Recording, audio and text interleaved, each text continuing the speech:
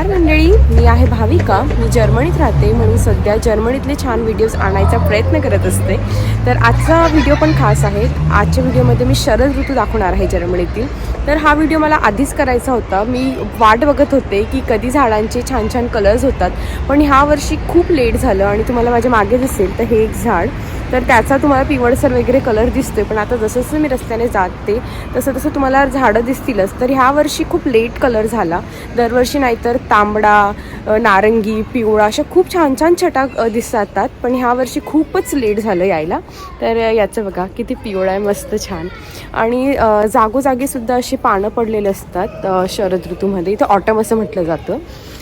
आणि ह्या वर्षी काय झालं, खूप पाऊस पडतो आहे आणि कलर पण नाही आला व्यवस्थित. तर पाऊस पण पडतो आहे, त्यात ते कलर येण्याच्या आधीच ती पानं पडून गेली. तर हे बघा, हे झाड, याची पानं तर पूर्णपणेच गेली आहेत. तर ह्या वर्षी मला नेहमीप्रमाणे जसं छान कलर बघायला मिळतो तसा नाही मिळाला खरं तर, पण म्हटलं जेवढा आहे तेवढा आपण दाखवूया. आणि मी ह्या व्हिडिओमध्ये हे सुद्धा सांगणार आहे की जेव्हा विंटर सुरू होतो, आता खरं तर झालाच आहे, थंडी वाढली आहे. तर आहे ते आपल्या महाराष्ट्रामध्ये वेदर खूप चांगलं आहे. असं खूप थंडी नाही पडत, गरम होतं पण थंडी नाही पडत. तर आपण आल्यानंतर इथं कसं या थंडीशी सर्वाईव्ह करायचं, या थंडीमध्ये कसं राहायचं. तर बेसिकली इथे ऑब्व्हियसली इथले कोट्स वगैरे वेगळे असतात, आपण जे नॉर्मल घालतो ते नसतात. घरातसुद्धा ही लोकं थर्मल्स वगैरे घालतात आणि नेहमी असे वाम असे सॉक्स वगैरे आपण घालून राहतो घरामध्ये. आणि मेन म्हणजे घरामध्ये हीटर्स असतात, त्याच्यामुळे खूप थंडावा असला की हीटर्स ऑन करायचे आणि मग तुम्हाला नॉर्मल फील होतं.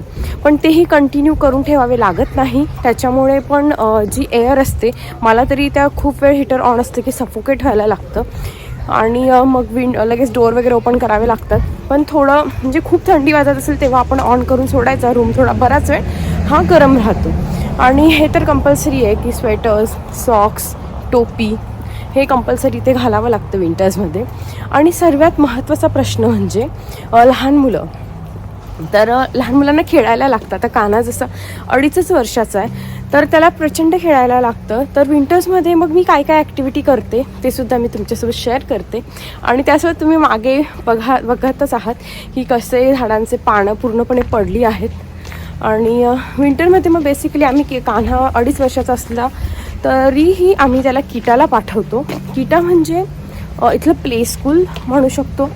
तर ते बऱ्यापैकी एक्सपेन्सिव्ह आहे खरं तर. 3 वर्षानंतर इथे किटा फ्री असतं, पण 3 वर्षा खालील जी मुलं असतात त्यांच्यासाठी पेड असतं. तर आम्ही बऱ्यापैकी त्याचे पैसे देतो. खरं तर त्याचे जवळपास आम्ही 45,000 रुपये महिना असे पैसे आम्ही देतो. किटाची पूर्ण इन्फॉर्मेशन हवी असेल, कसं शोधलं, काय तिथे केलं जातं, नंतर कशा पद्धतीचे इथे प्रोग्राम्स तिथे होतात, बरेच काही प्रश्न तुम्हाला असतील, किंवा कोणत्या व्यक्तीला किती पैसे द्यायला लागतात, कोणाला फ्री असतं, हे सर्व गोष्टी जर तुम्हाला जाणून घ्यायच्या असतील तर प्लीज मला कमेंट करा, मी त्याचासुद्धा एक छान व्हिडिओ बनवेल. तर कान्हाला मी सांगत होती की इथे मुलांसाठी काय ॲक्टिव्हिटी आहे. तर कान्हा किटात जातो म्हणून बऱ्यापैकी वेळ तो तिथे असतो आणि तिथे सर्व मुलं असतात. इंडोर त्यांचं एकदम मोठं स्कूलसारखं आहे आणि मध्ये त्यांचे खूप सारी टॉईज आहेत. म्हणजे मोठी मोठी असं शॉपिंगवालं एक टॉय झालं, मोठे कार्स आहे, नंतर एक वेगळा स्लिपिंग रूम आहे, एक स्पीलन म्हणजे खेळण्यासाठीचा एक रूम आहे. तर ते खूप छान खेळतात आणि असे वेगवेगळे वर्ग आहेत, तर ते सर्व मुलं मिक्स होऊन सुद्धा खेळतात. तर तिथे त्याचा खूप छान वेळ जातो. विकेंडला आम्ही काय करतो तर ऑब्व्हियसली तो खूप सायकलिंग करायला त्याला आवडतं, पण इथे आता खूप थंड झालं आहेत आणि थंडी हवा गेल्यानंतर तो आजारी देखील पडतो. इथे लायब्ररीज असतात, सिटी लायब्ररीज. तिथे मुलांना एक प्ले एरिया असतो, त्याचासुद्धा मी व्हिडिओ बनवला आहे. तर तिथे आम्ही कान्हाला घेऊन जातो. त्याच्यानंतर वेगवेगळ्या ॲक्टिव्हिटीजसुद्धा इथे असतात लहान मुलांसाठी. तर त्या ॲक्टिव्हिटी म्हणजे इंडोरवाले प्ले एरिया, मग तिथे कधी घेऊन जावं लागतं. पण बऱ्यापैकी अडचण येते, पण अशा प्रकारे मग ते सॉल्व करावे लागतात. लायब्ररीला तर आपण कधीही नेऊ शकतो तिथे, आणि आपल्याला खेळण्यांची पण काळजी करायची गरज नाही. खूप सारे छान छान प्रोडक्टिव्ह खेळणे तिथे असतात. लहान मुलांसाठी इव्हेंट्स देखील तिथे असतात, तर ते अटेंड केले तरी त्यांची करमणूक होते. आणि त्याचबरोबर आम्ही काही इव्हेंट्स असतात, तर भारतीय इव्हेंट ते सुद्धा रजिस्टर करतो.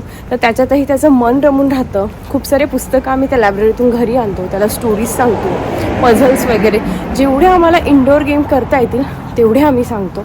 आणि इथे लहान मुलांची जिम वगैरे देखील असते. तर त्या किटामध्येच मला हे कळलं होतं. आम्ही अजून कान्हाला लावली नाही आहे, पण इथले बरेचसे लोक जिम वगैरे त्या मुलांना लावतात आणि लहान वयातच ती मुलं खूप छान पद्धतीने जिम करतात. तर अशा काही ॲक्टिव्हिटीज इथे कर. आणि विंटरमध्ये ही लोक म्हणजे घरात तर हीटर्स असतातच, पण त्यासोबत तुम्ही शॉपिंगला जात असाल तर त्या स्टोअरमध्ये, त्या मॉलमध्ये सुद्धा हीटर्स असतात, पब्लिक ट्रान्सपोर्टेशनमध्ये सुद्धा हीटर्स असतात, म्हणून एवढा तसा प्रॉब्लेम येत नाही. आणि जेव्हा बाहेर असतो आपण तर तेव्हा खूप सारं कवर्ड असतं.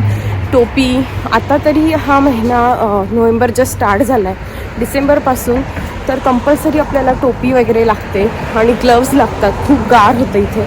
आणि विंटरमध्ये जेव्हा खूप जास्त डिप्रेशन वगैरे येतं काही होतं आणि खूप थंडी वाजत असते, पण त्याच वेळात त्या संधीचा सुद्धा ही लोक फायदा करतात. तर ही लोक आईस स्केटिंग करतात, स्लेजिंगला जातात. तर अशा वेगवेगळ्या ॲक्टिव्हिटीज इथे ते करत असतात. भारतात असताना खरं तर वेदर जेव्हा थोडं गरम असायचं तेव्हा मी त्या वेदरला खूप कोसायचे.